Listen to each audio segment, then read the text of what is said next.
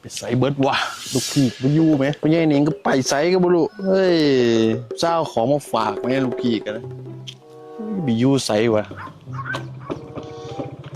ไงสวัสดีครับ อ้าวผมก็แกล้งลูกพี่มึงดิ บ่รู้แล้วไปใส่หามานั่งทานตั้งแต่เช้าไหม เอ้ยพักหลังมันถึงเฮ็ดโตแปลกๆไปทางใดของมันว่ามื้อนี้วะ ไม่เห็นเลยป่ะเจ้าน่ะ บ่เห็นแล้วเนี่ยรถล้อหาอยู่ ผ้าไปแก้สักน้อยนี่ไหมใส่วะ เอ้ยไปทางใดของมันอีกพวงอีกละมั่งกว่านั่นว่าบ่ขาดคำมันมาแล้วหั่น โอ้ยแต่งตัวไหม บาดนี่มาสูตรใดของมันอีกเนาะ การนักแล้วมื้อนี้นะ เออ แต่งเต็มยศเลยไหม โอ้ยเนาะ แต่งตัวไหม แต่งตัววะนี่มาขายของบ่ ฮะ มาขายของบ่เป็นเซลล์แล้วบ่ จะขายของไงจ้า ฮะ มีหาเมียให้ข่อยลง